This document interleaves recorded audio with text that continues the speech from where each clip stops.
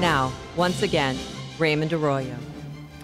Welcome back to The World Over Live. Is the Old Testament a collection of myths? Are the gospel accounts of Jesus just pious fabrications? There are many who think so.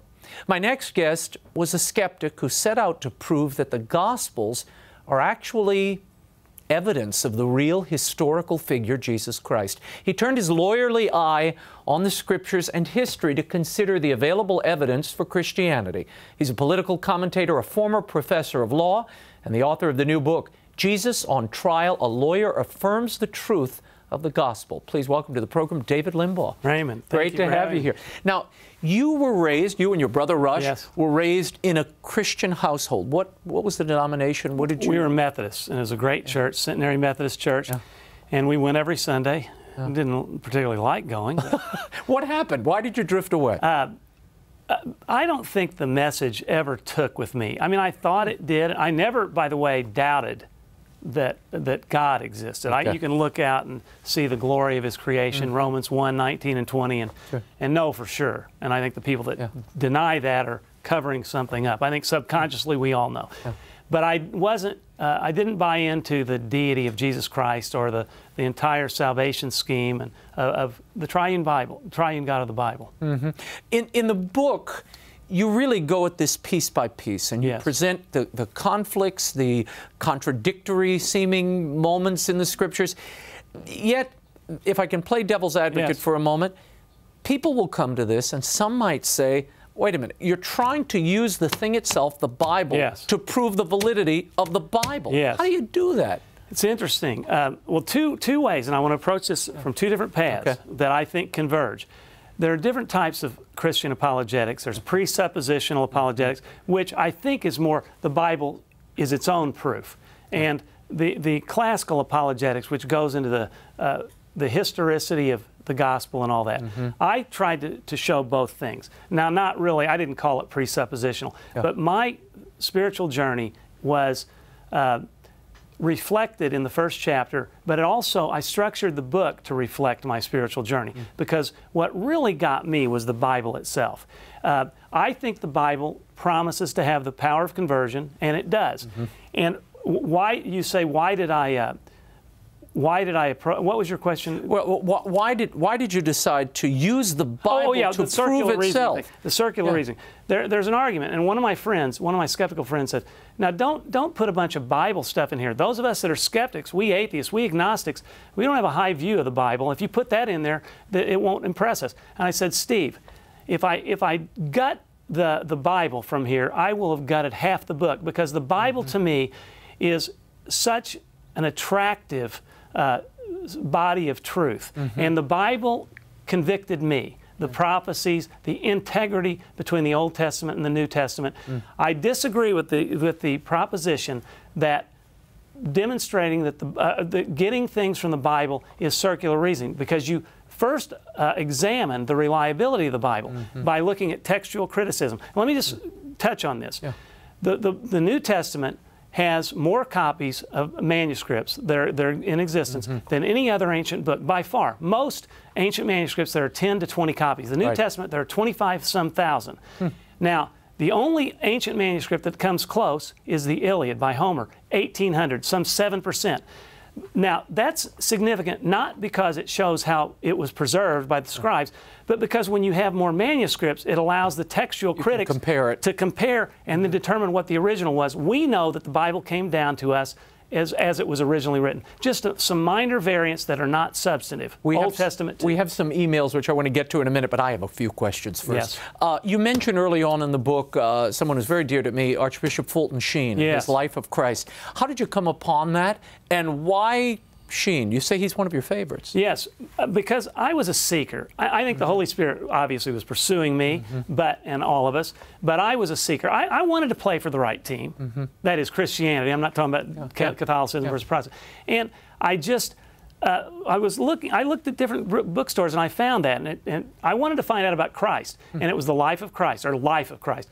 And he said three things that totally changed my perspective on Christianity. Jesus was the only man who claimed to be God that was pre-announced. A lot of people have claimed to be God, still do. He was the only one prophesied and fulfilled that prophecy. The second thing, he's the only guy that ever split history in half, BC and AD. Powerful. But the most significant, the one I get goosebumps talking about, is that he is the only man that ever lived life backward. The cross is why he came to live, and it casts a shadow backward on his life. Suffering, pain and suffering was certainly a big theme for Sheen in that book. Yes. It was a big stumbling block for you. Yes. Why? Why would an all-powerful, all-loving God permit this type of evil that we see every day? Now, the way I resolve that, one thing that leads me back to the faith, when we have doubts tugging at us, one thing that ironically grabs me back away from doubt is the pervasiveness of evil in society, which to me confirms the authenticity of the biblical worldview, which accurately describes the human condition like nothing else. Then there's other arguments for evil. That's not the argument for evil, which we could go into if you ask me. Sure. Yeah. But I want to get one question in from the viewer, and then I want to throw a few in. One of them asked here, why should I believe this Bible? Aren't these just oral accounts written decades after the events? And couldn't you backwrite them, if you will, to comply and fit with the earlier prophecies? Well, no, you couldn't. Jesus riding in on the donkey, yes. He could have fabricated those and manufactured those events. But these events were written by eyewitnesses and close associates of eyewitnesses within close proximity of the events they recorded. Jesus' life between 29 and 33 A.D., the gospel accounts written between 50 and 60 A.D., and John perhaps 90 A.D., and then we have the first extant manuscript within 250 years of the events of the first writings. But the significant thing about this is, and it would take a lot longer interview to go into the intricacies of this. But consider this: the gospel writers, when Jesus died, were feckless. I don't want to say cowards, but they were dispirited, dejected.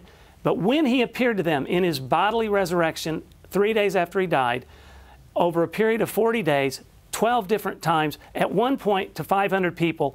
When Paul wrote about it in 1 Corinthians, he said, and he challenged many of these people, it was just 20 years before, were still alive, they could have contradicted him. There's no evidence that anyone contradicted him. But here's the main pivotal point. These people didn't come up with a theology around which to go and spread the gospel. They didn't believe significantly. They weren't convinced. Jesus reappeared to them. Then they were transformed into bold proclaimants of the gospel. Why? Not because they came up with a theology that sounded good. You can find other people who, for example, Jim Jones, they will die for their leaders. What's the difference? Gary Habermas, New Testament scholar, says the difference is they had witnessed Jesus in the flesh. It's like the difference between believing an abstract set of ideas versus seeing a friend last week. They saw him, then they were willing to die. If they hadn't seen him, do you think they would have died for something they knew to be a lie? People who follow Jim Jones didn't know it was a lie. They knew Jesus was resurrected. There's a question here, Joy from Toronto, and she's asking, why does God hide himself from some? She's read your book already, she says. Well, that's something that always bothered me.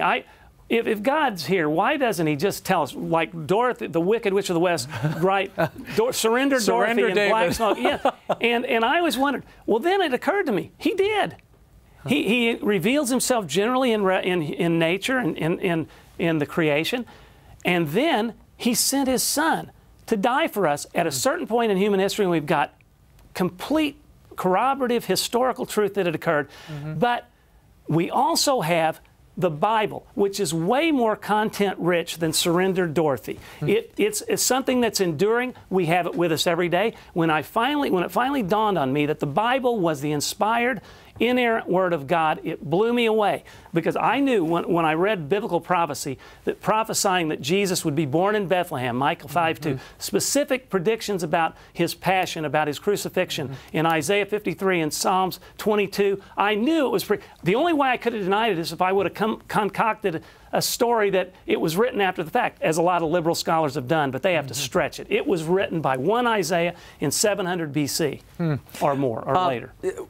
Tell me, did you, when in working on the book, in exploring this, which doesn't seem something you did for a No. short amount of time. No. This went on and on. Did you go to the Holy Land? Did you look into No, any I of did that not do part of it? that. But I have Logos Bible software. They got a Catholic version, by the way. Have you seen that? Yeah. And it is awesome. I have almost 12,000 books on there, and they're all searchable.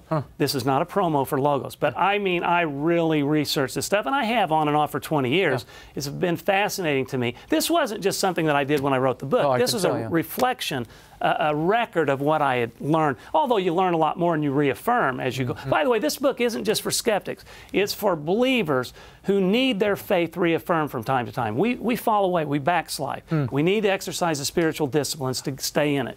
Talk to me before we run out of time. Okay. The history of the making of the Bible. This is always a quarrelsome point. People say, wait a minute, this didn't drop from the sky. This was the creation of multiple authors. It was part of an oral tradition, condensed down, and then you had these councils that, you know, of church fathers who said, that's in the book of Thomas, the Gospel of Thomas is out. So we really are relying on their credibility and authority, through all of this. Yes, but that, to me, another paradox, that's what makes me believe in it more, the unity in the diversity. It was written over a 1,500-year period by 40 different authors, 66 books, different geographical locations, and they didn't know each other, but a few of them. And yet it all comes down the same theology, God's nature revealed consistently throughout. I was reading, the first time I was exposed to a reference Bible, and you see the interconnectedness, and it's consistent throughout. But the thing is, there was not competing Christologies in the early going, as the Da Vinci Code suggests.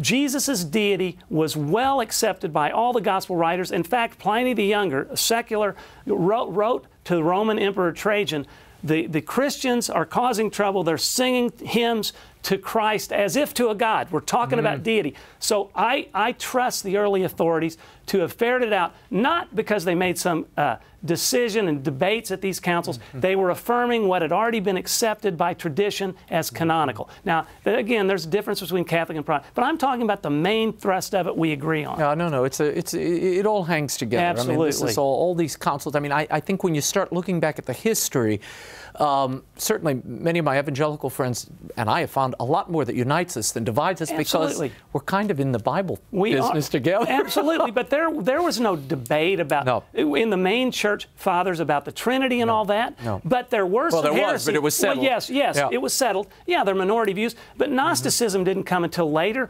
Jesus was not a ghost. They didn't have a disdain for the material world. Jesus said, be in the world, not of it, but God created everything in the world and it was good. And the heresy is to suggest that he was just God and not human. He's fully human and fully God. Fulton Sheen, that's another insight. Great. David Limbaugh, thank you for being here. It's a pleasure. David's book, Jesus on Trial, A Lawyer Affirms the Truth of the Gospel, is available at bookstores everywhere and online. You can find more about David and read his columns at davidlimbaugh.com.